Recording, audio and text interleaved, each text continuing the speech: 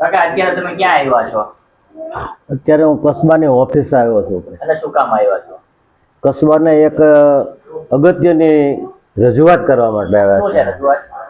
રજૂઆતમાં દર વર્ષે ભોળિયાદ બાપુની દરગાહે મેદની જાય છે. એ મેદનીમાં ઘણા એક્સિડન્ટો થાય છે, ઘણી બાંધણો થાય છે અને ઘણી જાતના દૂષણ ઊભા થાય છે. તો એ આ જે સમય એવો છે કે માણસે સમજી વિચારીને આવી મોંઘવારીમાં વિચારી સમજીને કામ કરવું પડે. તો આ મેદનીમાં બને ત્યાં સુધી રોકાય અને જેને જે જવું હોય એની સ્વઈચ્છાએ જાય. અમારી એવી રજૂઆત છે પ્રમુખ સાહેબને. અને હવે એવી રજૂઆત છે કે આજે માહોલ કયો છે કે ગંદો માહોલ છે, ગંદો, એકદમ ગંદો. જે કહેવાય કે કોઈ હોય તો હું માનું છું ત્યાં સુધી બુજુર્ગ માણસો અને નાના બચ્ચાઓ એકદમ હેરાન થઈ જાય છે. જવાન માણસો દોડીને કોઈ ગાડી પકડી લે તો ચડી જાય, પણ નાના બચ્ચાઓને બુજુર્ગોને હેરાનગતિ થાય છે. તો આ સમાજને આપણે હવે નવા રસ્તે લઈ જવા અને નવું સારું કામ કરવું અને આ મોંઘવારીના કામમાં દરેકની પોતાની સ્વેચ્છા જણાય, પોતાની એક એમ કે તકલીફ ન થાય એવા કામ માટે અમે બધાને અમારી માંગ છે કે મેદની છે ને એ રોકાવી જોઈએ. એક વાત એવી રીતે નહીં રોકવાની કે અમે ના પાડી દી, નહીં કરતા એમ, પણ જેને જવું હોય ને એને એની સ્વઈચ્છાએ જાય.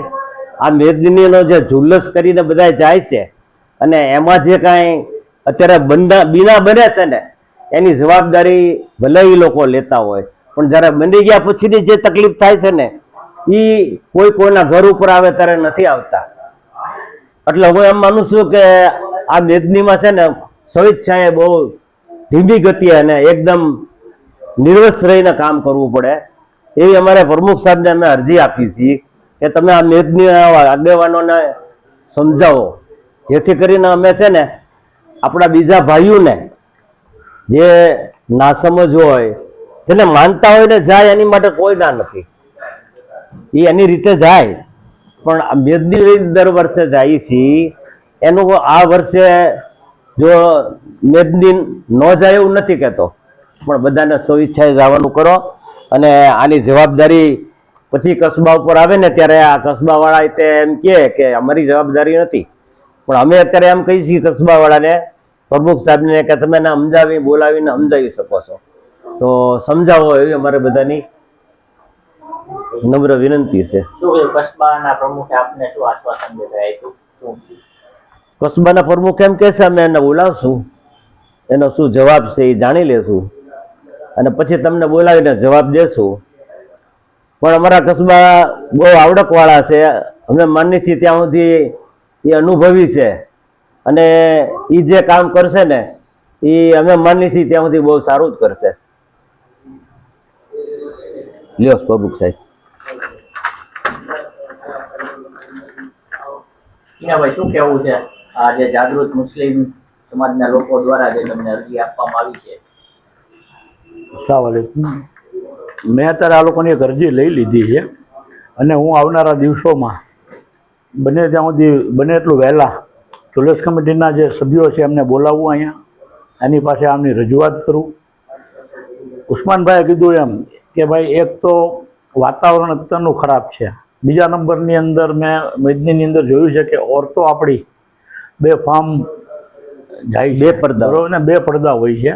તમે દરગાહે જાઓ છો બરાબર છે, આની અંદર માનતા હોય તો એક જેની માનતા હોય એ જાય, માનતા સિવાયના લોકો આમાં ન જોડાય. ને જવું હોય તો જે દિવસે ઉરે છે એ દિવસે ગમે કારમાં કે પોતે રિક્ષા બંધાવીને કે પોતાના વાહન લઈને જાય, એની કોઈ ના નથી.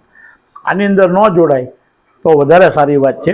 અમે ઝુલ્લસ કમિટીના જે કોઈ મેમ્બરો છે એમને બોલાવી ને બનતી તમામ અમે કોશિશ કરશું અને આ જે કાંઈ અમને રજૂઆત આવી છે એના સુધી અમે પહોંચાડવાની કોશિશ કરશું. અને કદાચ એવું બી બને કે એ લોકો અહીંયા હાજર આવે ત્યારે આ કમિટીને પણ અમે બોલાવીએ, સાથે બેઠાડીએ અને સારામાં સારો રસ્તો નીકળતો હોય છે એવો અમે કાઢવાની ઇન્શાલ્લાહ કોશિશ કરશું. આ જે મેદની કમિટી જે છે એ કસ્બાની અંડરમાં આવે? નહીં, અંડરમાં નથી આવતી. મેદની કમિટી પોતપોતાની રીતે બધા કમિટી બનાવતા હોય છે અને પોતપોતાની રીતે ઝુલ્લસ કાઢતા હોય છે.